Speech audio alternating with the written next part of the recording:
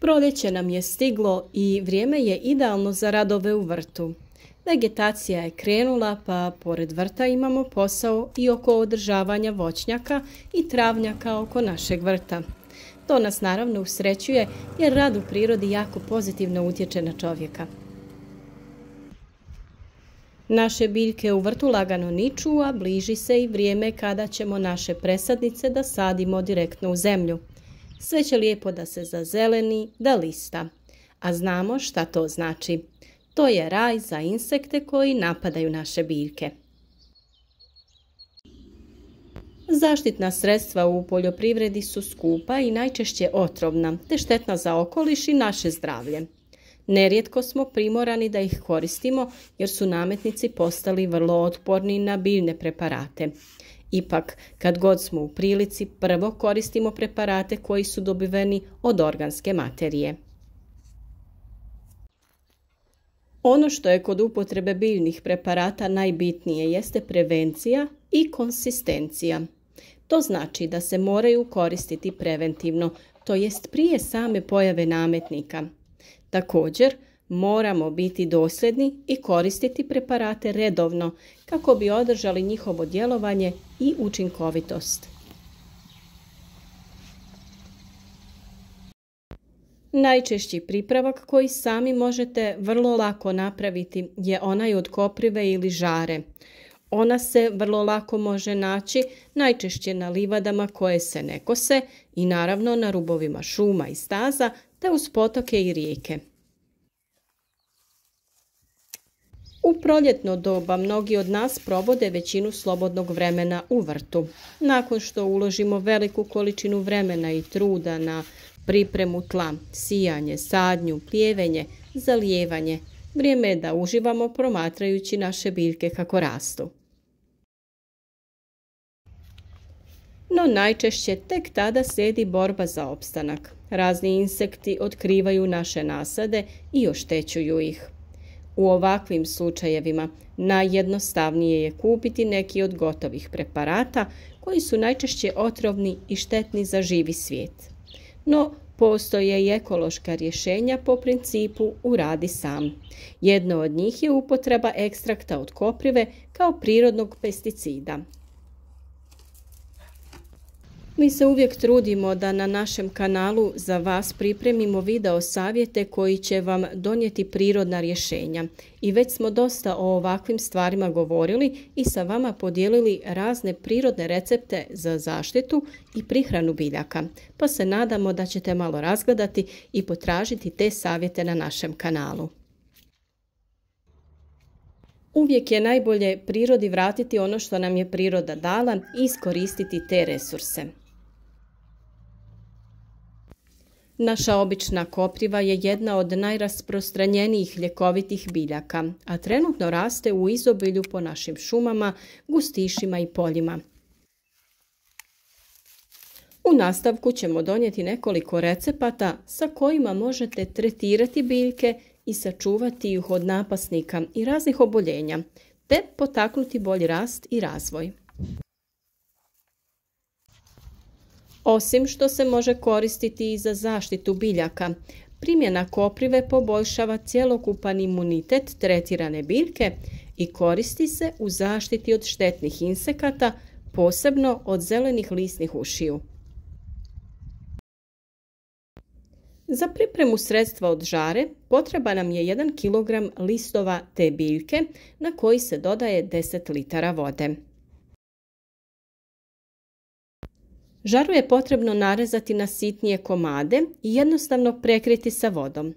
Nakon 24 sata žareće tvari koprive se razgrađuju i zbog toga se insekticid od koprive koristi nakon 12 do 24 sata od potapanja biljke. Ukoliko ostavite da stoji duže, tada više nije pogodna za tretiranje protiv nametnika, nego samo kao prihrana. Nakon 12 do 24 sata potrebno je koprivu procijediti i nerazrijeđenu otopinu možete odmah koristiti kao insekticid na vašim biljkama. Ostatak tekućine spremite na hladno i tamno mjesto te koristite redovno barem jednom sedmično. Možete posudu ili kantu u kojoj ste pripremili žaru prekriti sa nekom krpom tako da ne bude skroz zatvorena. Drugi način pripreme insekticida od koprive je taj da se kopriva zakuha u vodi na 20 do 30 minuta, promiješa i ostavi da stoji jedan dan. Potrebna vam je otprilike 1 kanta mladih listova koprive. Onda se ovoj otopini doda tekući sapun u omjeru 1:100. Prije prskanja otopina se razredi u omjeru 1:4 sa vodom. Ukoliko ne želite, ne morate da dodajete nikakve dodatne preparate. Ovako pripremljena tekućina upotrebljava se protiv gusjenica i lisnih uši. Ako žaru ostavimo da stoji duže, dobivamo fermentiranu gustu otopinu koja može da se koristi kao fungicid, repelent i prihrana. Ovo je otopina neugodnog mirisa koja odbija lisne uši, trips, grinje, smeđu, trulež. Vrlo je bitno napomenuti da je potrebno koristiti debele rukavice prilikom branja koprive. Berite samo nadzemne dijelove. Upotrijebite 1 kg lista koprive bez korijena i potopite u 10 litara vode. Ostavite to neka stoji 15 dana u sjeni, najbolje na oko 18 stepeni Celzijusa, i promješajte svaki dan. Otopina će se zgušnjavati i promijeniti boju u smeđu. Spremna je za upotrebu kada se više ne stvaraju mjehurići zraka uslijed vrenja.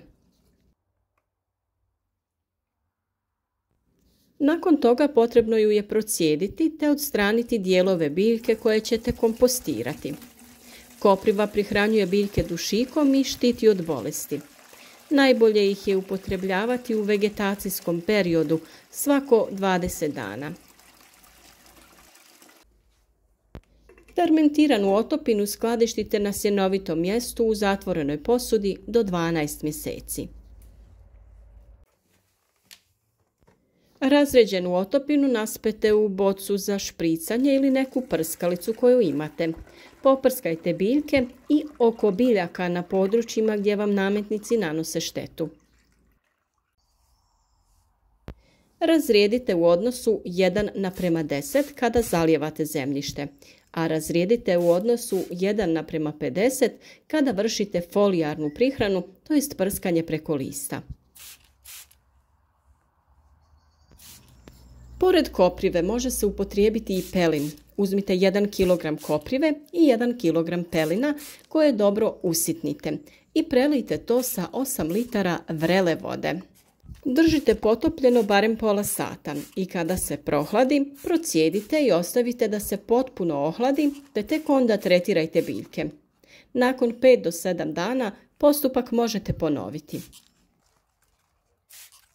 Navedene otopine mogu se koristiti na povrću, voću i ružama. Djeluju na način da odbijaju neke vrste insekata, te istovremeno jačaju biljku kroz folijarnu prihranu. Ono što je dobro napomenuti je da je za sve navedene recepte najbolje upotrijebiti mlaku odstajalu vodu ili kišnicu. Kao sredstvo koje kontrolira štetu od nametnika, kopriva se može upotrijebiti i na drugačiji način. Kopriva je naime biljka koja je u vrtu i povrtnjaku jako dobar susjed. Pozitivno djeluje na rast i razmnožavanje velikog broja kultura. Zasijana uz rubove gredica vrta 1:100 u odnosu na glavnu kulturu djeluje stimulirajuće na rast nasada. Također, sadnjom koprive u povrtnjaku neki insekti kao mrkvina mušica, lisne uši i crna muha radije će se hraniti koprivom nego mrkvom i na taj način ćete zaštititi svoj nasad. Kopriva je također osnovni sastojak mnogih aktivatora komposta. To je mješavina nekoliko sušenih biljaka u prahu koja se dodaje kompostnoj hrpi radi ubrzavanja bakterijske aktivnosti. Na taj se način utječe na smanjivanje vremena koje je potrebno za stvaranje komposta. Iako se mnogi insekti hrane koprivom, ova biljka odbija mušice tako da se vezica svježe nabrane koprive može objesiti u kuhinski ormarić radi odbijanja mušica i moljaca. U ekološkoj poljoprivredi pesticidi se proizvode od organskih tvari, a najvažnija im je karakteristika minimalan okolišni utjecaj. Kopriva je prirodno zaštitno sredstvo koje nanosi minimalne štete ostalim živim organizmima od umjetnih i od nekih drugih prirodnih insekticida. Biodinamički vrtlari cijene običnu koprivu, upotrebljavajući njene listove kao sastojak u različitim sprejevima. Vjerujem da ste mnogi prilikom branja koprive vidjeli da i ona sama ima nametnike, to jest kolonije zelenih ušiju. To ne znači da nije djelotvorna. Razlog tome je upravo to što uši piju sokove iz koprivinih mladica, gdje nema puno mravlje kiseline niti histamina. Mladice nemaju niti one iglice koje probadaju kožu. Ujedno koriste okruženje cijele koprive kao prirodnu obranu od neprijatelja. Te iste uši umiru kada ih se tretira otopinom koprive. Bitno je naglasiti da tretman treba ponoviti par puta sa razmakom od 2-3 dana za učinkovito djelovanje. Žara se smatra najzdravijom samoniklom lisnatom biljkom. Mnoge su dobrobiti njenog konzumiranja. Mi je koristimo za čaj, u raznim jelima i pitama. Pripremamo sok od žare i u kombinaciji sa mentom jednostavno je neiscrpan izvor dobrobiti. Ukoliko idete u potragu za žarom kako bi je koristili u vrtu, svakako naberite dio mlade žare kako bi od nje napravili nešto što će pomoći vašem zdravlju. Ne zaboravite na kraju prije nego krenete u potragu za žarom da označite video sa like i da nam napišete ispod videa komentar kao znak podrške našem radu. Podijelite video na društvenim mrežama kako bi i drugi pogledali ove važne savjete.